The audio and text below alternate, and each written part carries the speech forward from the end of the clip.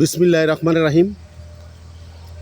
বাংলাদেশ আওয়ামী লীগ ঘোষিত 13ই November lockdown. আমরা চাই সারা বাংলাদেশ, আমার কথা যারা শুনছেন, আওয়ামী লীগের নেতা ভাই বোন যারা শুনছেন, সবাইকে আমি অনুরোধ করব, এখনও আমরা কিন্তু ভাই লীগের দৃঢ়ভক্ত প্রতিটি সারা বাংলাদেশে প্রতিটি নির্বাচন আসনে থানায় উপজেলায় এখনও আমাদের ভাই লীগের এক এক ভাইয়ের আলাদা আলাদা ব্যানারে মিছিল হচ্ছে।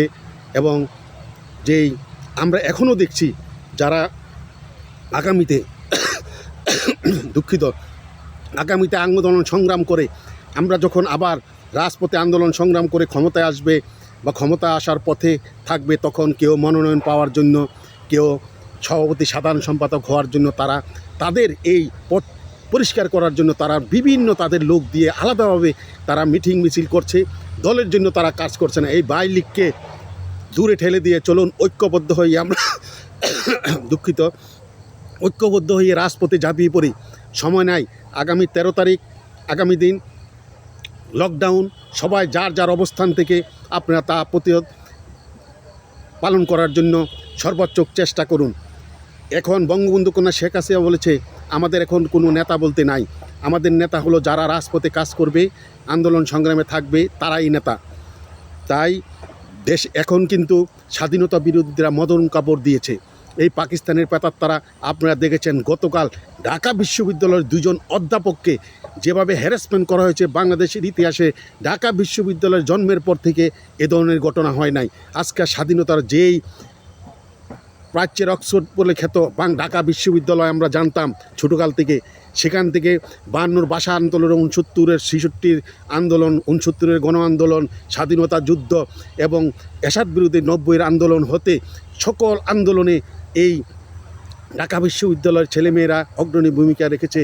আজ ওই ঢাকা বিশ্ববিদ্যালয়ের ছেলেরা জঙ্গিবাদের মদদে আকৃষ্ট হয়ে তারা স্বাধীনতার পক্ষের শক্তি। এই আমাদের টিচারকে, শিক্ষকদেরকে, গুরুজনকে তারা যেভাবে হ্যারাসমেন্ট করা হচ্ছে, সারা বাংলাদেশে যেভাবে মব জাস্টিস হচ্ছে, মন্দিরে হামলা হচ্ছে, মাজারে হামলা হচ্ছে, বাউলদের উপরে হামলা হচ্ছে, যেভাবে সারা দেশে এই পাকিস্তানি প্রেতাত্মারা, যেভাবে সারা বাংলাদেশে এই জঙ্গিরা যেই উত্থান হয়েছে, তাকে প্রতিহত করার জন্য সবাই চলুন ঐক্যবদ্ধ হয়ে আমরা রাজপথে নামি। আমাদের আর পিছে তাকানোর সময় নেই, দেওয়ালে পিঠ ঠেকে গেছে। আপনারা আর কেউ বসে থাকবেন না। ইনুস, আপনারা দেখেছেন গতকাল নির্বাচন কমিশনার নির্বাচনের তফসিল ঘোষণা করেছে। আমাদের রাষ্ট্রপতি কিন্তু তিনি বলেছে তিনি পদত্যাগের করার জন্য তিনি ইচ্ছা প্রকাশ করেছেন, যা এই 14-15 মাসে হয় নাই। তাই আরেকটি কথা, বিএনপির chairman, vice chairman Tarique Rahman বলেছে যে নির্বাচনটা এত সহজভাবে এবার হবে না। সে কিন্তু বুঝেছে, সে বাংলাদেশে আসছে না, সে জানে আজকে যেই ঘটনাটা হাদির উপরে হয়েছে। এই জন্য আগে বলেছি, তারেক রহমান কিন্তু আগের থেকে জানে যে বাংলাদেশ এখন আর জঙ্গিদের চারণভূমি হয়েছে, এখানে সেফে থাকা দুষ্কর হয়ে যাবে। তাই রাষ্ট্রপতি যেই গতকাল বলেছে তার পদত্যাগ করার ইচ্ছা, সে আর থাকতে চায় না।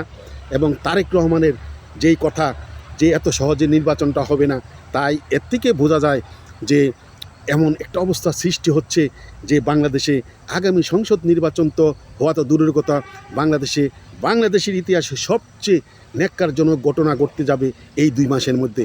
আজকে তো হাদির উপরে হামলা হয়েছে এই একটি, আর সারা বাংলাদেশে আরেকটি কথা, আমি আমার ভিডিও যারা আগে দেখেছেন আমি বলেছি আওয়ামী লীগ লাগবে না, শুধু বিএনপি নিজেদের কুন্দলে এবার কমপক্ষে 100 জন লোক মারা যাবে এই 2 মাসের এই তফসিল ঘোষণার পর।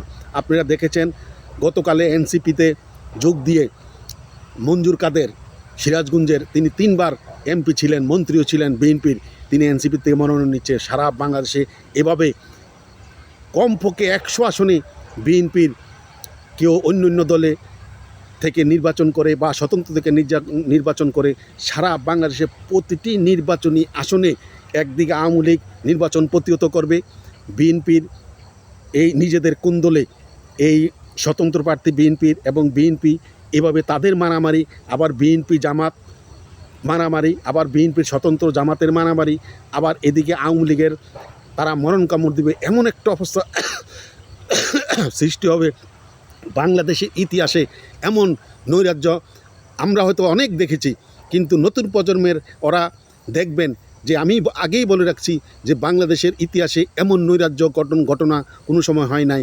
এবার নির্বাচন তো হওয়ার প্রশ্নই ওঠে না। আপনারা দেখেছেন আওয়ামী লীগের যে নির্বাচন, আওয়ামী লীগের অধীনে নির্বাচন প্রতিহত করার জন্য বিএনপি জামাত তারা পেট্রোল মেরেছে, তারা লঞ্চ, স্টিমার, গাড়ি বাড়ি এমন কোনো কিছু নাই, তারা এমনকি গরুর ট্রাকের মধ্যেও তারা পেট্রোল মেরে সারা বাংলাদেশের লাশের উপরে লাশ পড়েছে। সারা বাংলাদেশে নৈরাজ্য হয়ে নির্বাচনের দিন পুলিং অফিসার, প্রিসাইডিং অফিসারকে হত্যা করেছে, শত শত স্কুল পুড়িয়ে দিয়েছে। তাই তার পুনরাবৃত্তি হবে বলে আমার বিশ্বাস। এমন একটা অবস্থা সৃষ্টি হচ্ছে যে বাংলাদেশ যে কোথায় যায় এক আল্লাহ ছাড়া কেউ জানে না। তাই আপনারা সবাই যে যেখানে আছেন সবাই সতর্ক থাকুন। ইনশাল্লাহ আল্লাহর রহমতে আওয়ামী লীগকে বাদ দিয়ে এই দেশে নির্বাচন করবে যেই স্বপ্ন দেখছে ডক্টর ইউনূস, আর তার খায়েশ হয়েছে এখন আজকে 9 মাস সে ডক্টর ইউনূস সে প্রধান উপদেষ্টা হিসাবে সে রাষ্ট্রপতির সাথে কোনো যোগাযোগ রাখছে না। একটা নিয়ম আছে, কালচার আছে যে প্রধানমন্ত্রী যদি বিদেশে সফরে যায়, যাওয়ার আগে এবং বিদেশ থেকে এসে প্রধানমন্ত্রী রাষ্ট্রপতির সাথে দেখা করা হয়।